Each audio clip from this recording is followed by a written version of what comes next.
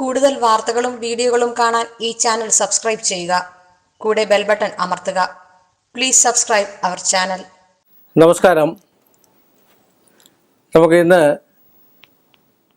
ഞായറാഴ്ച വ്രതത്തെക്കുറിച്ച് നോക്കാം. പലരും കമൻ്റ് ചെയ്തിട്ടുള്ളതാണ് ഞായറാഴ്ച വ്രതം. അപ്പം ഞായറാഴ്ച വ്രതം നമ്മൾ സാധാരണ ഏറ്റവും കൂടുതൽ എടുക്കുന്ന രോഗം, വീട്ടിലെ അല്ലെ കുടുംബത്തിലെ എന്നും രോഗമാണെന്ന് പറഞ്ഞിട്ടുള്ള ആൾക്കാരാണ് ഞായറാഴ്ച വ്രതം കൂടുതൽ. ആദിത്യനെ സ്മരിച്ചുകൊണ്ടെടുക്കുന്ന ഒരു വ്രതമാണ് ഞായറാഴ്ച വ്രതം. രോഗശാന്തിക്കും മുക്തിക്കും ഏറ്റവും നല്ലൊരു വ്രതമാണ് ഞായറാഴ്ച വ്രതം. ഞായറാഴ്ച നമ്മുടെ ശരീരത്തിൻ്റെ ഇതനുസരിച്ചിട്ട് ഒരിക്കലെടുക്കാം, അരിയാഹാരം ഉപേക്ഷിച്ചെടുക്കാം. എന്നുവെച്ചാൽ ഷുഗറും പ്രഷറും ഒക്കെ ഉള്ളവർക്ക് ആഹാരം വെടിഞ്ഞ് വ്രതം എടുക്കണമെന്നൊന്നും എനിക്ക് പറയാൻ പറ്റില്ല. അങ്ങനെ എടുക്കേണ്ട കാര്യവും ഇല്ല. മനസ്സ് ശരീരം ശുദ്ധമായിരിക്കണം. അതാണ് വ്രതത്തിൻ്റെ പ്രാധാന്യം, അല്ലേ? നമ്മുടെ മനസ്സല്ലേ ശുദ്ധമാണ്ടി, അത് ഭഗവാന്റെ മുൻപിൽ അർപ്പിക്കണം, ആദിത്യൻ്റെ മുമ്പിൽ അർപ്പിക്കണം. രോഗശാന്തിക്ക് വേണ്ടി നമ്മൾ ചെയ്യണം. അതുപോലെ ആദിത്യ ഹൃദയ മന്ത്രം ഏറ്റവും നല്ലതാണ്. ആദിത്യ ഹൃദയ മന്ത്രം ജപിക്കുക. സന്താപനാശകരായ നമോ നമ.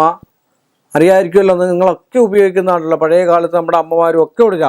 അന്ധകാരാന്തകരായ നമോ നമ.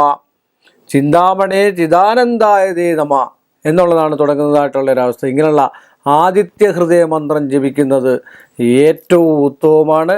ഏത് രോഗമുണ്ടെങ്കിലും രോഗശാന്തിക്ക്. അതുപോലെ കഷായധാര, ഇതൊക്കെ ചെയ്യുന്ന ഏറ്റവും നല്ലതാണ്. ക്ഷേത്ര ദർശനം നടത്തുക. ക്ഷേത്രത്തിൽ പോയി ഒരു മണിക്കൂറോ അല്ലെ 1.5 മണിക്കൂറോ അവിടെ ഇരിക്കുക. അവരിരുന്ന് കാര്യങ്ങളൊക്കെ ജപിക്കുക. വീട്ടിലും പിന്നെ നമ്മുടെ രോഗശാന്തിക്ക് ഏറ്റവും നന്നായിട്ടുള്ള ഒരു വിഷയമാണ്. ചില ആൾക്കാർ പറയും, സാറേ എൻ്റെ മകൾക്ക് രോഗമായി, അത് കഴിഞ്ഞപ്പോൾ അടുത്ത ആൾക്ക് രോഗമായി, അത് കഴിഞ്ഞ് ഭാര്യയ്ക്ക് രോഗമായി. അപ്പോൾ അങ്ങനെയൊക്കെ രോഗങ്ങളൊക്കെ ഉണ്ടെങ്കിൽ ഞായറാഴ്ച വ്രതം രോഗത്തിൻ്റെ ശാന്തിക്ക്, ഏതൊരു രോഗമാണേലും താൻ പാതി ദൈവം പാതി എന്നാ.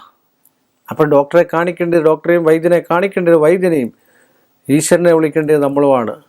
വൈദ്യനും പറയും, ഡോക്ടറും പറയും, ബാക്കിയല്ല ഈശ്വരൻ്റെ. ഞങ്ങളും അത് തന്നെയാണ് പറയുന്നത്. ഒരു പൂജ ചെയ്ത് കൊടുത്താലോ മറ്റു കാര്യങ്ങൾ ചെയ്താലോ കർമ്മം ചെയ്തു തരുന്നു. ബാക്കിയൊക്കെ ഈശ്വരൻ്റെ. ഒരു 50% നമുക്കോ എനിക്കോ ഒക്കെ പ്രവർത്തിക്കാൻ പറ്റുമോ? എനിക്ക് അമാനുഷിക ശക്തിയോ മറ്റു കാര്യങ്ങളോ ഒന്നുമില്ല. ആ പൂജാ രീതിയിൽ പൂജകൾ ചെയ്തു കൊടുക്കുന്നു, അല്ലെ മറ്റു കാര്യങ്ങൾ ചെയ്തു കൊടുക്കുന്നു, അങ്ങനെയൊക്കെ ചെയ്തു കൊടുക്കുന്നു.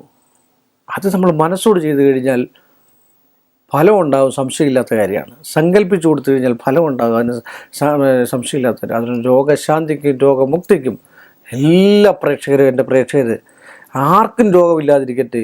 എല്ലാവരും രോഗമാണ് നമുക്ക് ഏറ്റവും ഒരു ചെറിയ പനി വന്നാൽ മതി, സമ്പത്തുണ്ടായിട്ട് കാര്യമില്ല. അതുകൊണ്ട് നിങ്ങൾക്കാർക്കും, ഈ കാണുന്ന വീഡിയോ കാണുന്ന നിങ്ങൾക്കും ആർക്കും ഒരു രോഗം, നിങ്ങളുടെ കുടുംബാംഗങ്ങൾക്കും രോഗം ഉണ്ടാകാതിരിക്കട്ടെ എന്ന് പ്രാർത്ഥിച്ചുകൊണ്ട് ഈ എപ്പിസോഡ് ഞാനിവിടെ വൈൻഡപ്പ് ചെയ്യുന്നു. വീണ്ടും നമ്മൾ തമ്മിൽ കാണുന്നതുവരെ എല്ലാ മാന്യ പ്രേക്ഷകർക്ക് എൻ്റെ വിനീതമായ നന്ദി, നമസ്കാരം. കൂടുതൽ വാർത്തകളും വീഡിയോകളും കാണാൻ ഈ ചാനൽ സബ്സ്ക്രൈബ് ചെയ്യുക. കൂടെ ബെൽ ബട്ടൺ അമർത്തുക. Please subscribe our channel.